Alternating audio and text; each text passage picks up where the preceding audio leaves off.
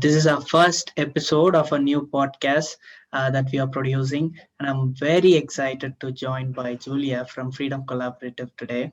Julia, it's so nice to speak with you. Thank you for your time. Hi, everyone, and hi, Kamal. I'm very happy to be here. Thank you for inviting me. So, Julia, we have known each other for a while as a cross globalism member of Freedom Collaborative, and we have participated in many of your initiatives over the years. Tell our listeners who are not familiar with the platform and what is Freedom Collaborative. Thank you, Kamal. So, Freedom Collaborative is the largest online community platform for service providers and activists that are working to end human trafficking, forced labor, and exploitation around the world. So, what we do is that we bring together practitioners, civil society groups, and government and private stakeholders to share their expertise, advice, and support, and also to collaborate on different projects and initiatives. So we have almost 5,000 members now from 115 countries, and we focus on community building. So we provide a weekly global newsletter that gives an update on what's happening around the world, and we also host expert discussions once a month on a wide range of topics. So we also work with partners on joint data collections, publications. So it's really about enabling greater information sharing and supporting members in working together. Awesome. Thank you. We are really a great fan of the platform. It's so excited to see the community grows over the last years. And I'm curious, you have been working on the platform for such a long time now. Can you share how it started and the journey to where it is now? What are some of the things that you have learned in trying to bring everyone together? All right. So Freedom Collaborative was launched in 2016. It was launched by Liberty Shared with support from another organization called Chaptai International. And it was launched as an online platform to facilitate cross-border cooperation between anti-trafficking service providers in Asia. So at the time, we had victim care service providers. They didn't have a way to find partners in other countries. So for example, when a Cambodian organization would be dealing with a case in Malaysia, they didn't know who is working there and who they could potentially reach out to support. So the initial idea for Freedom Collaborative as a platform was to provide a tool for these organizations to search for partners in different countries across the region and then directly contact them through the platform. So there's a directory and a search, and then there was private messaging to get in touch. And I will see one of the main learnings over the years has been that, this is also why Freedom Collaborative now looks very different than when it started, is that there is really a need for cross-regional collaboration. So not just collaboration within the region. So our community has expanded beyond Asia, it's now global. And we have, as I said, members from 115 countries. So it's gotten a lot bigger.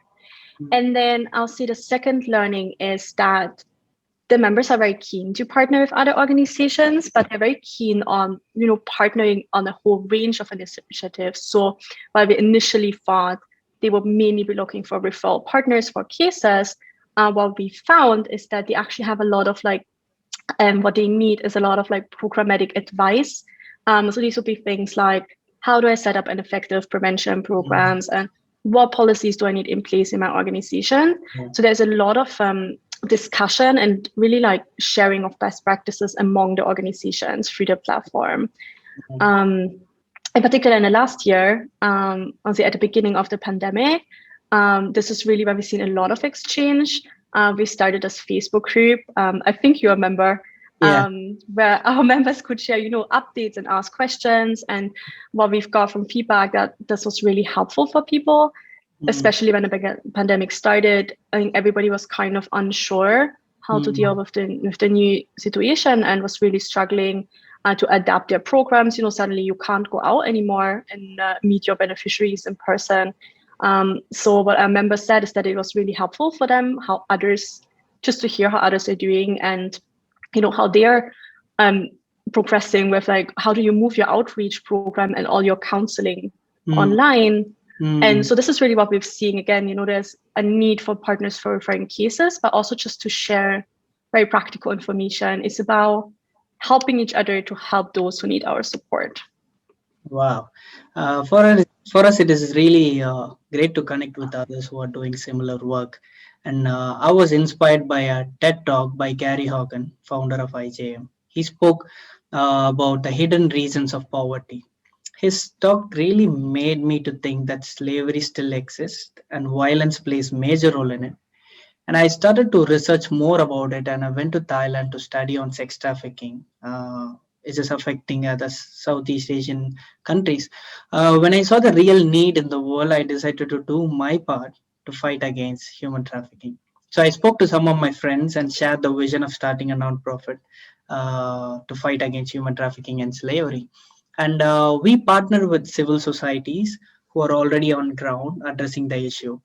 We learned from our partners that bonded labor is more prevalent in my state and throughout India. We as a team decided to address the issue of bonded labor. So far, with the support of state government officials and civil societies, we were able to support hundreds of survivors of bonded labor through our advocacy and rehabilitation programs. It is helpful to connect with others and learn about their motivations. How did you get involved in this sector?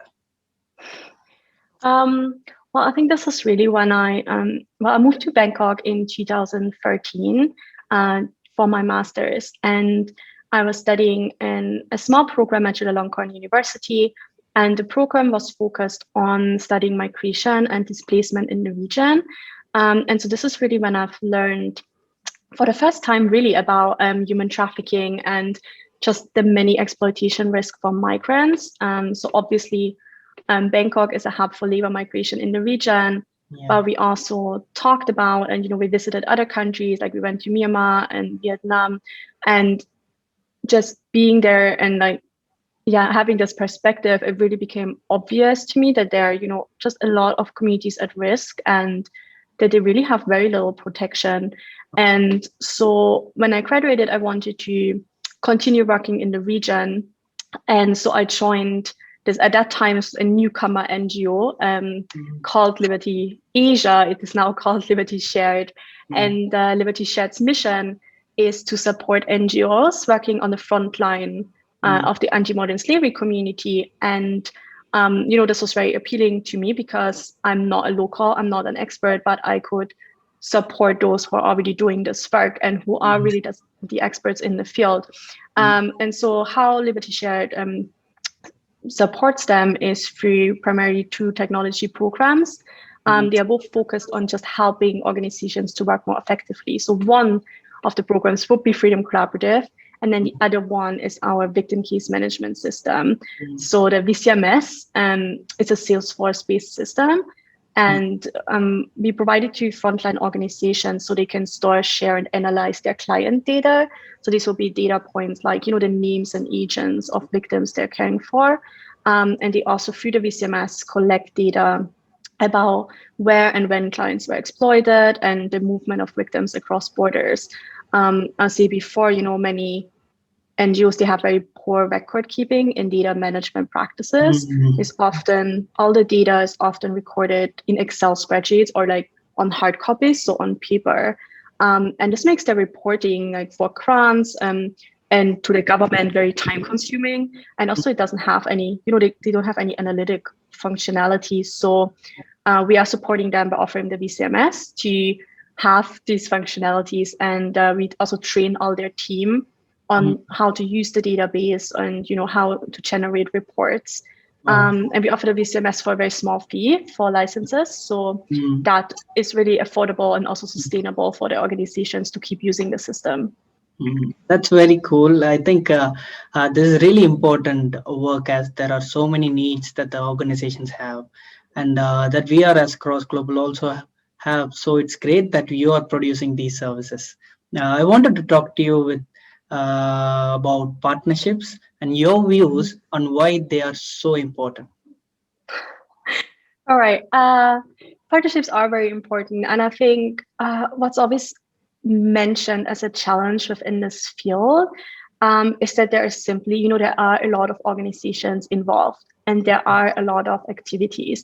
And so if you're new or even if you have been doing this work for a long time, it's just very difficult to have an overview of who is doing what. Mm, And naturally, we also see a lot of duplication. So one of the things that is very central to what we do and the kind of types of partnerships that we encourage is to support organizations in sharing their programs so that others can benefit. So, for example, we're working with an organization called Missing. They're also from India, and they developed an educational program to protect Indian school children from abuse. And so we worked with them. We had a workshop 2 weeks ago wow. where other interested organizations could also learn about the program and provide feedback, and most importantly, discuss how they could adapt the program for their countries. So Missing is now working with child protection practitioners and organizations that are also interested in prevention efforts on adapting and then implementing the program in other countries. So I think this is kind of the type of partnerships Mm. we always try to encourage that I find very inspiring, because organizations can share something they developed and they can share it with others, and this way they can also increase the impact. And this is just one example, why I feel partnerships can be so beneficial and are so important to really make an impact against human trafficking. That's so great to hear. Great to observe the changes in the field over the years and how organizations are coming up with innovative solutions. Cross Global is also using a technology to build a e-learning platform called Anti-Human Trafficking Learning Institute. Is this something you see as well? You mean the adaptation of technology? Yeah. Yeah. Absolutely. I think we've seen a lot of programs now that are using technology in a very innovative way. And I think, well, this isn't always like very complicated technology, but it's about maybe using existing tools in new ways. And so again, especially over the last year, I mentioned this before, the pandemic has really forced everyone to Right. find different ways to communicate. And so, Right. almost all our members have moved a lot of their service provision online, anything that's possible. And again, it's like using existing tools in new ways. Like we have one member from the Philippines, and she used a Mm, Facebook page that's very simple mm, to provide support to overseas Filipino workers and their wow. families. So through this Facebook page, a lot of workers from the Philippines have reached out as they're hoping to be repatriated when the borders were closed, and a lot of them have experienced employer abuse, but they're not really able to get help from the agencies. Mm, So through this member and their Facebook page, they are connecting the workers with social workers who then take on like the role of a middleman, and they kind of be the link between the workers and the relevant private and government agencies that are actually mandated to help. So this will be one example of new programs and just how we see members adopt technology, and this way also be just more effective. yeah. That is very cool. So from what you're saying is that anti-trafficking organizations are pretty innovative and also willing to work together. Is this your general feeling? There are so many organizations in this field, and not everyone shares the same approach or vision. Do you think organizations can still collaborate despite having different views? That's a good question. In my experience, I think they can. Um, you know, I think one of the main challenges is simply that NGOs often wouldn't communicate with each other. And Mm, so they wouldn't actually know what others are mhm, working on, their motivations and also what challenges they're facing. And, what we're aiming to change through Freedom Collaborative is to provide more opportunities to connect and share stories. So what I have seen is that it doesn't really matter so much that there might be differences in approaches. I think it's actually a good thing that not every organization is doing the same thing. We know human trafficking exploitation is such a complex problem. yeah. And so it's actually really good that there's a variety of different approaches and actors Mm, involved, and mm, they can really focus on different aspects of the response. And, it doesn't really matter so much once people start to talk with each other. I mm, feel even though there are differences, when people come together and share stories and experience, they also usually realize that they face similar challenges, and often also how they can support each other, even though they are focused on different aspects of the response. So I think it's really about enabling better communication, and it's human relationships about creating understanding. And this is what we always try to support. Like, we try to share a diversity of opinions and views, and we share what others are working on for newsletters, by bringing diverse partners together for webinar discussions and other initiatives. So it's about how we can get people to work on something together and kind of experience collaboration. This is what we do, and we found this works really well, because then people realize the differences that don't need to be the most important. We can actually find something that we can agree on and that we can work on together. Yeah, absolutely. I also participated in some of your events, and having Mhm. opportunity to speak with others who are outside India is really helpful. And just hearing that they face similar challenges and how they have dealt with the problems is really inspiring. Yeah, I think you used inspiring. I think that's the right word. Um, I'm always thinking about how privileged I am. I often get asked, what inspires me on working on ending human trafficking, and I'm always tell everyone that I'm really just so grateful, um, as I get to see, firsthand really how many activists and advocates there are that really care and Yeah, that go out into communities every day. So this is not very glamorous work, and it yeah, takes a lot of emotional energy, as you know. yeah. And there is a lot of resources. You're not getting paid a huge salary. Mm, But then, so I think it's really inspiring to see how many people there are mm, still, who are doing this work, and who are really, I don't know, standing in and being warriors for social justice. I think mm, that's truly inspiring. And so I'm grateful that I have the opportunity to support them in their work. If I can connect them with a useful contact or provide some resources that might help them in their work, I think, yeah, I'm really grateful that this is something I'm able to do. And it also gives me hope to see that there are actually so many wow, people wow. working to make a change. Yeah, I love it. Okay, so we are coming towards the end of this episode. So I wanted to ask you what resources you can recommend to our listeners that are maybe just starting to learn more about human trafficking and looking for ways to learn more and getting involved. Right. I think this podcast will be a good start. So hopefully, you'll get a lot of listeners. Um, well, I do recommend going to Freedom Collaborative and having a look at the content and resources. Yeah, It's really a low barrier way and like an easy way to just get an overview of what are the current issues and discussions. And yeah, everybody can, even if you're not part of an organization, you can sign up as an individual and yeah, be part of the community. And so yeah, this means you'll receive all our communication. And we work with partners around the world. All our communication is really sharing their update. yeah, So it gives a very broad overview, and also includes other resources to check out, if there's topics within this field you're particularly interested in. You might find them linked in yeah, a Freedom Collaborative newsletter. And then we also have a new podcast series that's linked on the website. We yeah. have been working on this podcast with the USAID Asia City project. It's Mm, called Labor of Loss. And in this podcast, we tell stories about exploitation across Asia. you're right. So we're looking at different industries, from fishing to domestic Mm, work and palm oil plantations. And yeah, in each episode, we tell a story, and it really gives also an analysis of mm, the systemic issues that contribute to exploitation, but also, what needs to be changed mm, to protect vulnerable populations more effectively. yeah. And yeah, obviously also follow Cross Global. I think you guys are doing such a fantastic job to share more about the issue in India and more generally. So I think, everybody who's listening, hopefully they can follow you on the various channels as well. Yeah, wonderful. Thank you for the shout out, Julia, and thank you so much for your time to speak. I think this was great. Thank you, everyone, for listening, and please follow along for our future episodes. Speak with you soon. Thank you so much, Kamal. Thank you, everyone. Hey, thank you so much for watching and listening to this episode.